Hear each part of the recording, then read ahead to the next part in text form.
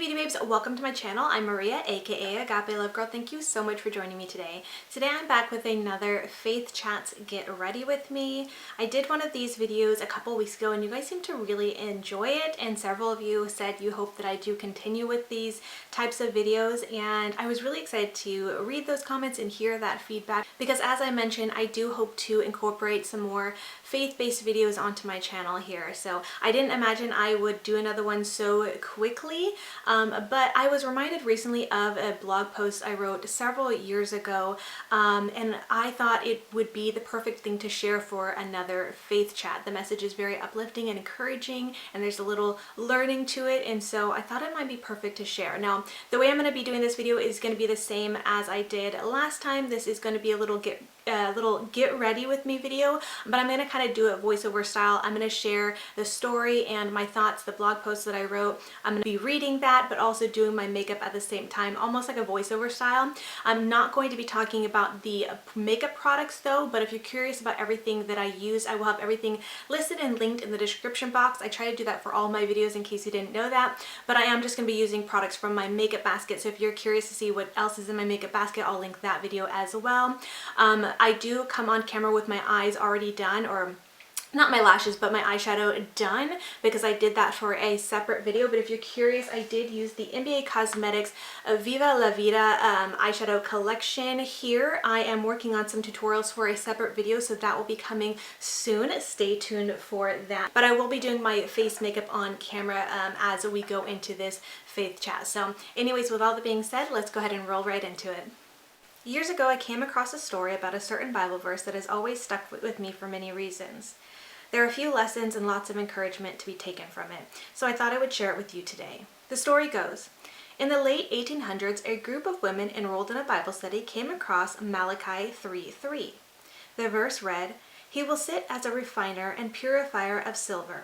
Since no one understood the verse, they commissioned one of their number to explore the process of refining silver and report it back to them in the next study. The woman called a silversmith, making an appointment to watch him work. On the appointed day, she saw him hold a piece of silver over the fire, letting it heat up. He explained that in refining silver, one needed to hold the silver in the middle of the fire where the flames were the hottest, so that all the impurities would burn away. The woman thought about God holding us in such a hot spot. Then she remembered the verse, that he sits as a refiner and purifier of silver.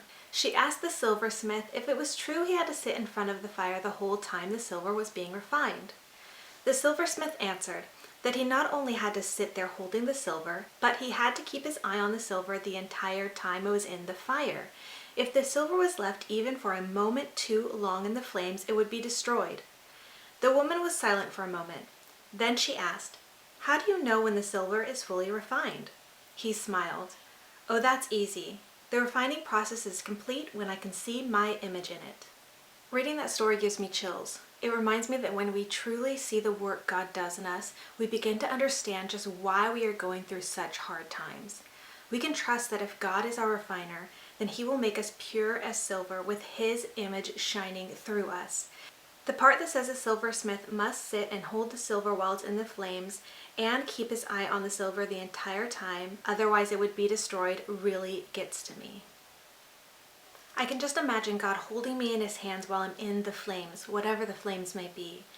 Whenever I am or have faced a challenge in my life, any stress, any pain, every hard part of life, God is holding me in His loving hands, always watching over me, never letting me go or taking His eyes off me, knowing exactly when to bring me out of my hot spot, lest I be destroyed. And this is never with the intent to hurt me. It's only with the refining process in mind, to purify me and bring me to a place where I can see His image in me, and so that others can see Him through me. How comforting is that to hear? And this goes for you too, and all of His children.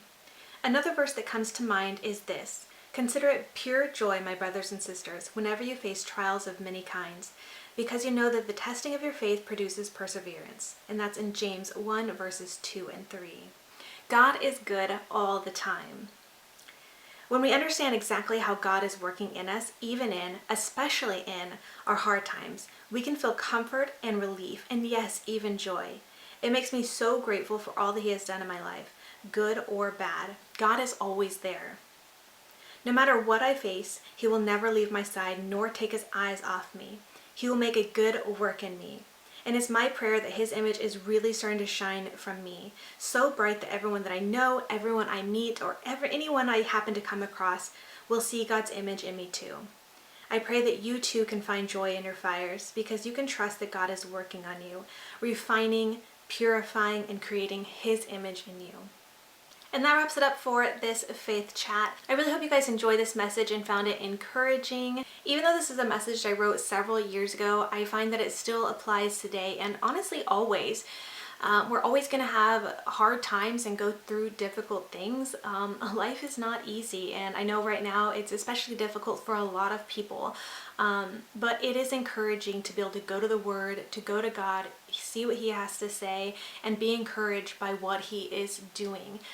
While we go through hard times in life, we can trust that God is working in us and developing perseverance in us, that He created a good work in us, and He will not stop until we are complete. And I just think that's so amazing, so wonderful, and just very encouraging. So I hope you guys felt encouraged by this message. And if you did, I would love for you guys to leave a comment sharing your thoughts and opinions with me. If you found this helpful at all, I would love for you guys to consider maybe sharing this with your friends or just anywhere else for someone else who might need to hear this encouraging message. But anyways, with all that being said, I just want to thank you so much for watching, and until next time, much love and hugs to you. Bye, beauty babes.